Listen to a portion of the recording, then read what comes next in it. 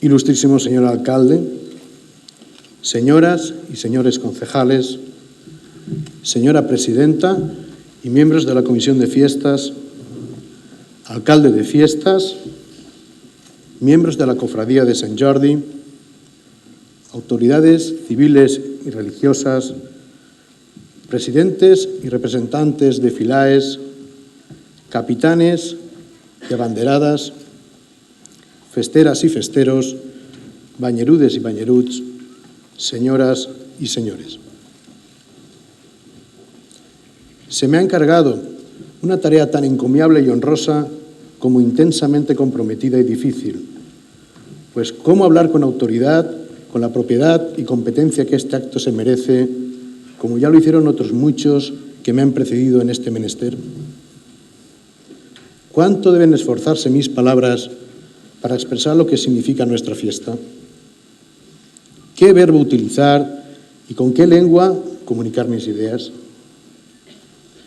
Es encomiable y honrosa, pues complace a uno que observen en él un aliento de reconocimiento, pero a su vez es una tarea difícil, pues toda fiesta, como genuina expresión social, tiene que ver con aquello que se resiste a ser explicado por completo. Confieso que esta vez la tentativa ha sido particularmente ardua y no siempre, pese a mi empeño, he conseguido superar las dificultades. Les pido disculpas a todos por ello. Al tiempo, transmito mi más sincera gratitud al señor alcalde y a la corporación municipal por haber pensado en mí en un acto como este. Doble gratitud, pues debo confesar que la elaboración de este discurso me ha servido para recobrar mi pasado, al antojo de mi memoria y, por qué no decirlo, a los caprichos de mi espíritu. Un pasado compuesto de imágenes, una suerte de recuerdos que adquieren en mí, en el día de hoy, una importante dimensión. Recuerdo aquella tarde de finales de 2013, aquella tarde en la que el señor alcalde contactó conmigo por teléfono para comunicarme el privilegio de pregonar las fiestas de moros y cristianos del presente año 2014. Estaba yo en mi despacho de la universidad, ubicado en el tercer piso, desde donde puedo divisar a través de una ventana en la lejanía al mar.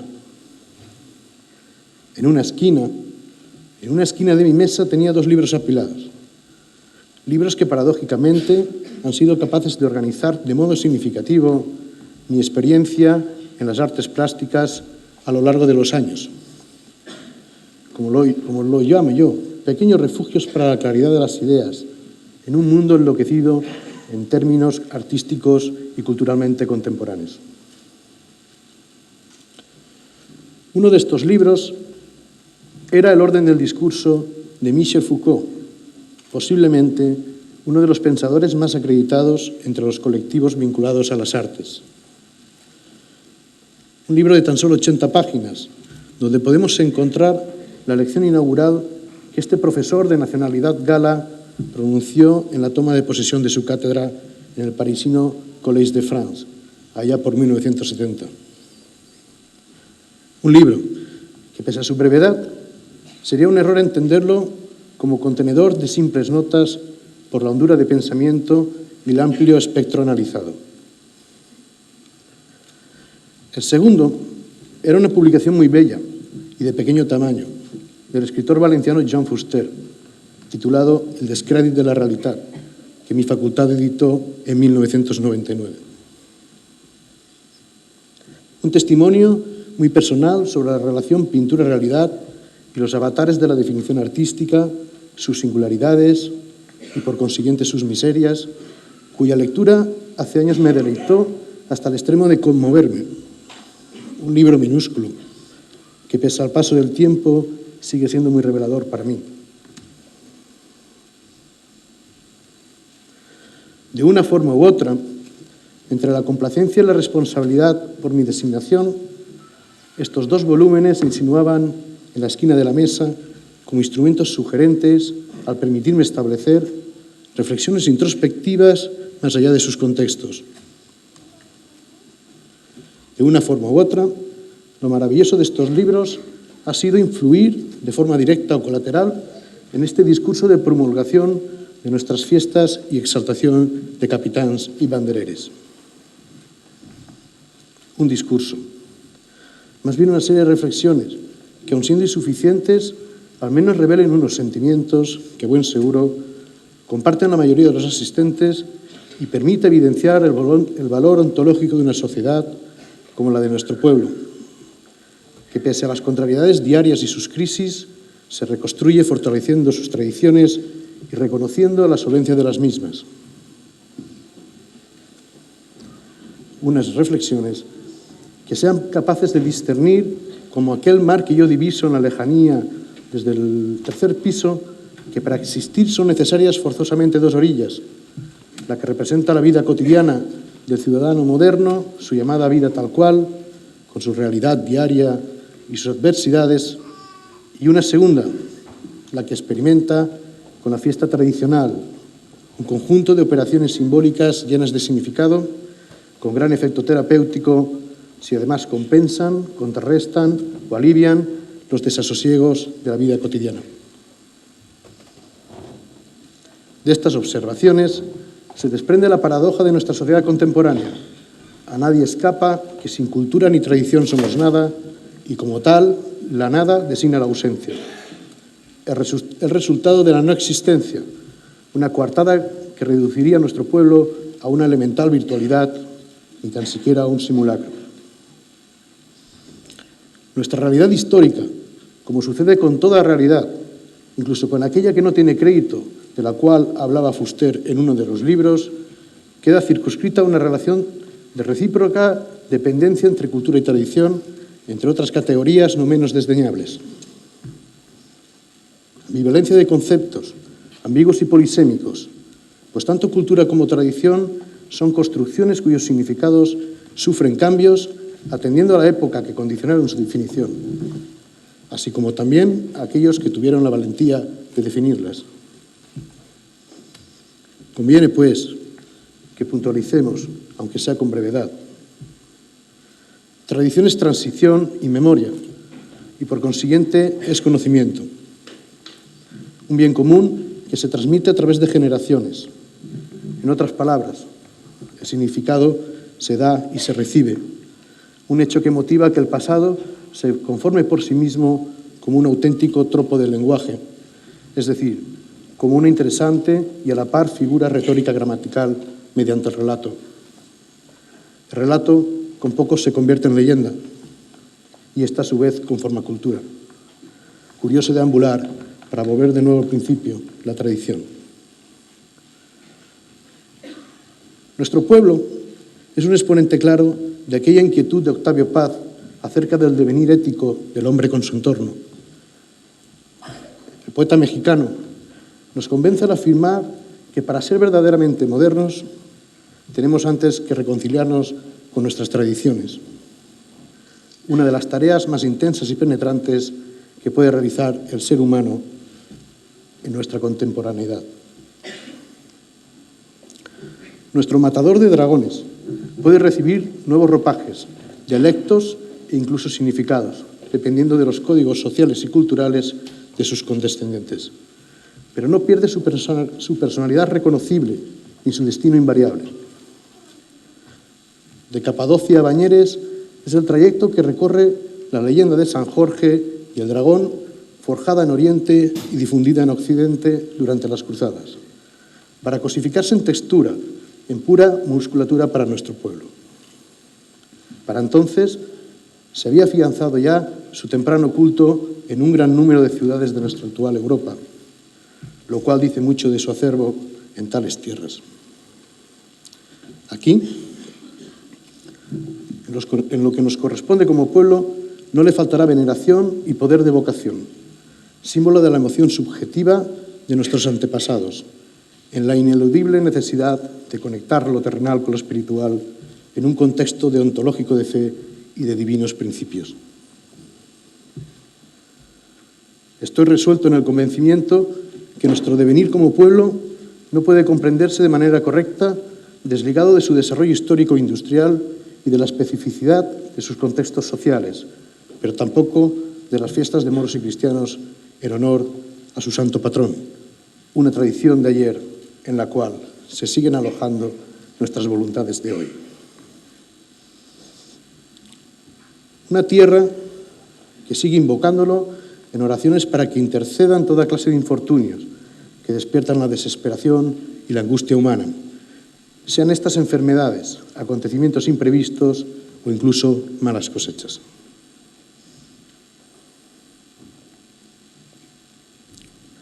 Si es posible un mundo en el que la valentía y la fe venza la tiranía, la vileza y la malignidad, lo sería aquel que evoca San Jorge y su inescrutable significado de lucha con el dragón.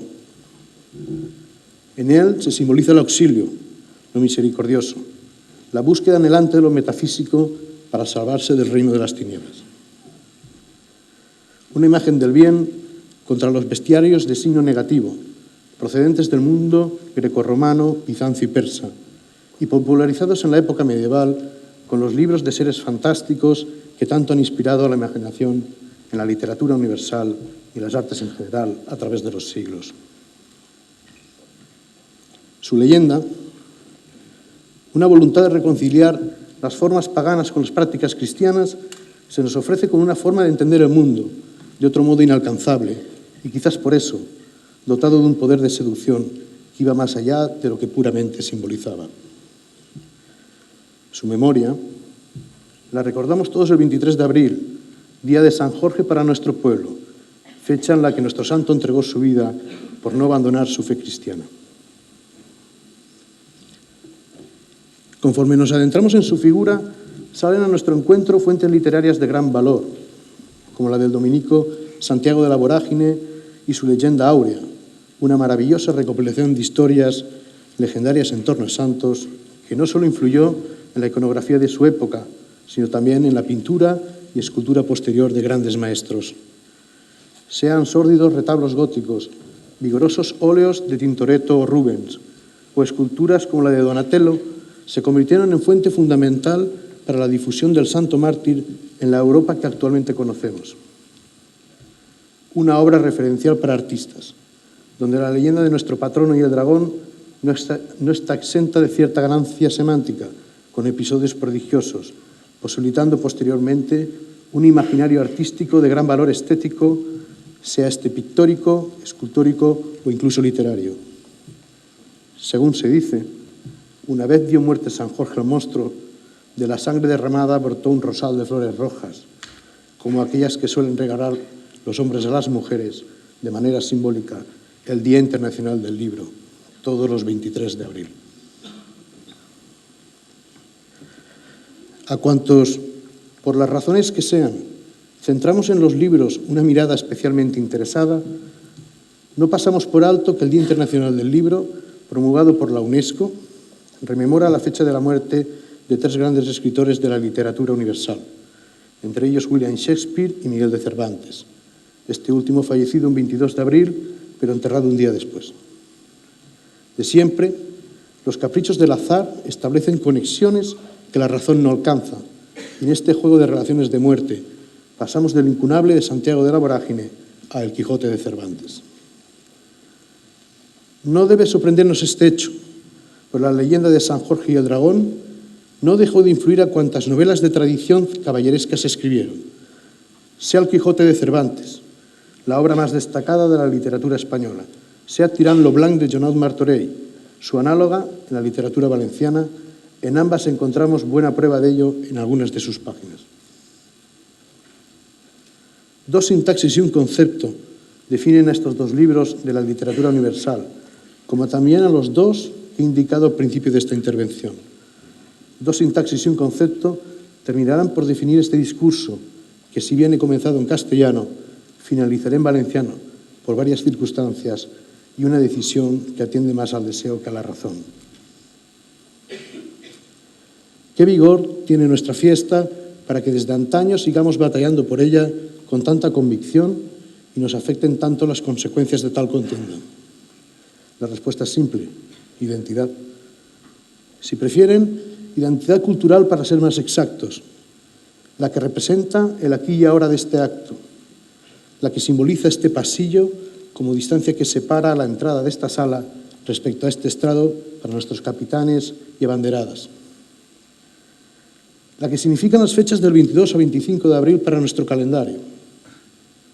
La que representa todos y cada uno de los actos de nuestra fiesta y los esfuerzos que implican a todos los niveles. La atribuida a todos los sacrificios económicos que permitan su perdurabilidad en un momento de crisis como el que vivimos. La que representa totes les festeres y festers y su deferencia, como también todas aquellas otras que aseguran una unidad de propósito y de resultado. Todo ello por una identidad cultural definitoria de nuestro pueblo, por consiguiente de su ciudadanía. Mi hija Mara apenas sabe hablar. Tiene poco más de 2 años. Pero cuando le muestro una manzana y le pregunto qué es, responde lenta y torpemente con las palabras adecuadas. Manzana o poma, según le conviene. ¿Hay algo más trascendental que esta respuesta? En realidad no. Pues más allá de tener la capacidad de identificar este fruto comestible de todos los demás, lo verdaderamente importante es que ha puesto nombre a las cosas y las distingue de sus semejantes, y ello implica dotarlas de identidad. Poner nombre a las cosas, ya sea una manzana, una fuente, un gato, una calle, un cuadro pintado con azul ultramar, un pueblo, una banda de música, unas fiestas, significa reconocer en ellas su unicidad, sus atributos y su esencia. Poner nombre a las cosas es reconocer su existencia verdadera y efectiva, su realidad. Es más, poner nombre a las cosas significa también poseerlas. Poner nombre a las cosas significa ubicarlas en nuestro mundo. ¿Qué hace sino Cézanne, el pintor de las manzanas, representando hasta la extenuación aquellos lienzos de naturalezas muertas? Apropiarse de ellas, dotarlas de identidad, inmortalizarlas. Algo parecido a lo que Magritte, uno de los pintores surrealistas, nos hacía ver en sus cuadros, sobre todo en aquel titulado «Esto no es una pipa». En realidad, tal pipa no era una pipa, tan solo su representación. Un modo de dignificar la identidad real de este objeto con la negación de su apariencia.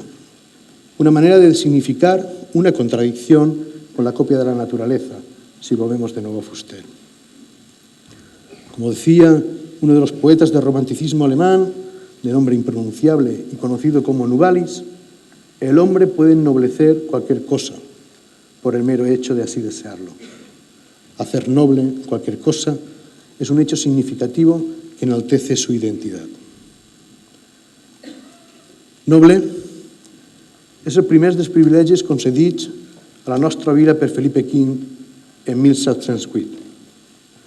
Un atribut singular com a destí que com a destí acompanya el nostre poble per les contingències històriques del passat. Ennoblir és realçar una identitat de la mateixa manera que estem més fidel i lleial, 2 privilegis més, realcen un intangible com la confiança i la fidelitat. Finalment, real ve a significar un reconeixement, una plusvalia en l'autorealització com a poble. En aquest marc d'exaltació de la identitat existeix un acte en les nostres festes, el del cementeri, que tanca valors que van més enllà del propi festeig. De marcada naturalesa identitària, en ell impera el reconeixement i homenatge als morts. Un acte que simbolitza els vincles amb la nostra ascendència i avantpassats amb la dedicació de salves. Una pràctica de la identitat a través de la pólvora, que dona pas a la capacitat de transformar el sentit de la festa per a crear universos de significació basats en l'emotivitat i, sobretot, en la memòria. Perquè, en veritat, la memòria és memòria sempre des del passat, d'igual manera que el present és passat des del futur. Segons afirmava Foucault, en un dels llibres que ha assenyalat al principi de la meva intervenció, tota societat ho és en tant és competent de controlar, seleccionar i distribuir el seu sistema social de pensaments, el seu discurs. Discurs com a sistema d'idees que es construeix des de la societat, pur signe.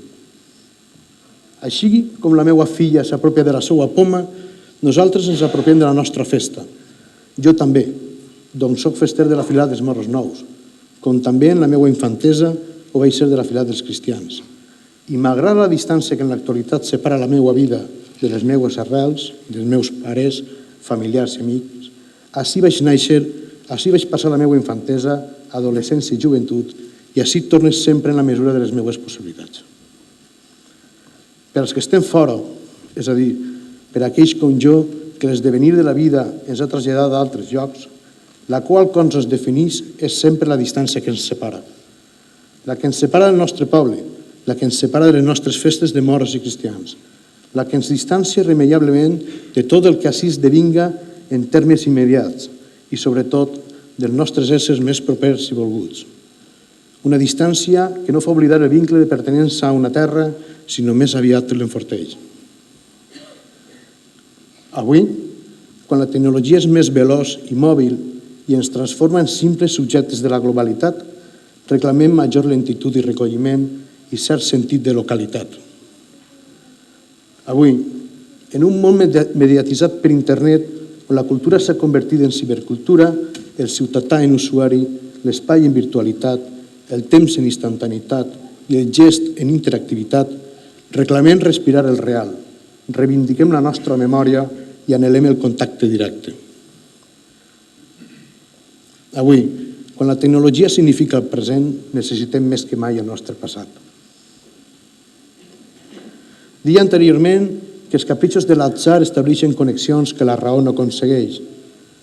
Visc en el municipi de Paiporta, una localitat a tan sols 5 quilòmetres de la ciutat de València.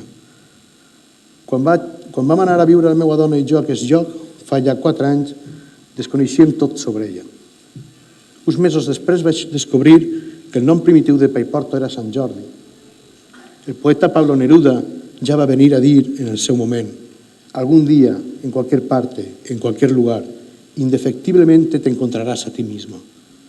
No puc deixar de reconèixer que després de la sorpresa per aquella eventualitat vaig evocar el meu passat, el meu poble i les meues arrels. En veritat, em vaig retrobar a mi mateix. Aquests records tornen a mi avui amb gran intensitat en aquest acte. Acte de promulgació de les nostres festes de morts i cristians i exaltació dels seus capitans i bandereres. Un signe distintiu i expressió legítima de la identitat de Banyeres de Mariola. Un poble que fa saber que en tan sols 16 dies donaran començament les seues festes a Sant Jordi. Banyerudes i banyeruts, que aquestes festes servisquen per al retrobament i el reconeixement de les nostres tradicions, que servisquen per a recobrar el sentit d'un poble i les seues virtuts, que servisquen per a il·luminar les ombres i desassossecs de la vida diària d'un país com el nostre, assolat per una crisi tan devastadora com la qual patim, on els valors no troben correspondència i l'honestitat no troba lloc. Que servisquen almenys per enfortir-nos, per rememorar el nostre passat tan antic com contemporani. Almenys servisquen per il·lusionar-nos. Festeres i festers, avui tenim raons per sentir-nos complaguts. En breu donaran començament les nostres festes de morts i cristians, per les quals, any rere any, ens comprometem. El nostre entusiasme representa la calor d'un poble que a la fi del mes d'abril viu intensament tot el que la seva festa comporta. Una festa tan efímera com profunda pel seu significat i alhora solidària. Capitans i bandereres, us devem reconeixement, però sobretot agraïment, perquè no només simboliseu els valors d'un col·lectiu, el que correspon a les vostres filaes i la seva gent, sinó sobretot perquè oferiu un servei a la festa, la qual cosa en aquests moments és de molt agrair per tot el que això implica del vostre temps i les vostres rendes. Que el vostre entusiasme i esforç es vegi tan recompensat com a nosaltres compensa el ben entendre la vostra condició per l'esdevenir de la nostra festa. Queda en la memòria la immensa labor que heu realitzat i gaudiu del dia d'avui, doncs és ben merescut. banyerudes i banyeruts, us desitjo a tots, a cadascun de vosaltres, que passeu unes bones festes, tots junts. Visquen les festes de morts i cristians, visca Banyeres, vito la patró Sant Jordi.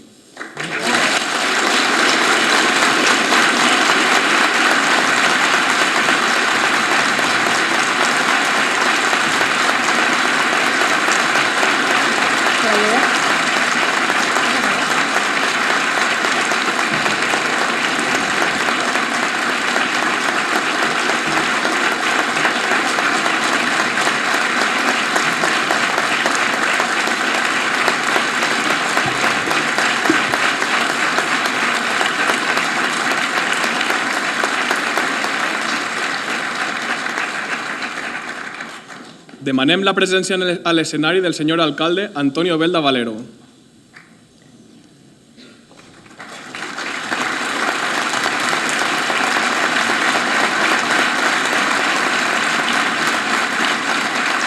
El senyor alcalde obsequia al senyor mantenidor amb una imatge de Sant Jordi en senyal de gratitud per la seva participació en l'acte.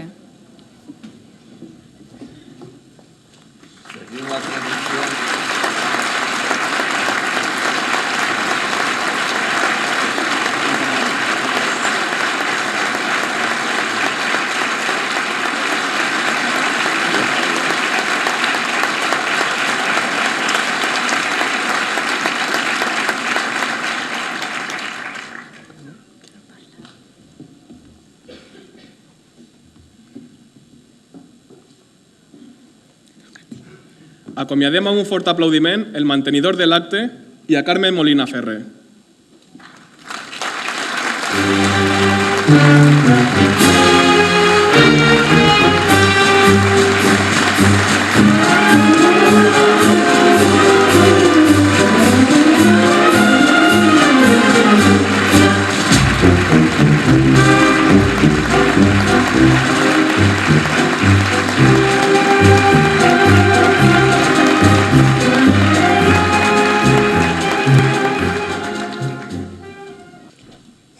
Hem començat l'acte fent referència a la commemoració enguany del 50 aniversari del trasllat de Sant Jordi, de l'ofrena i del concurs de carrosses, o els 25 anys de la col·locació de la primera pedra de l'ermita de Sant Jordi.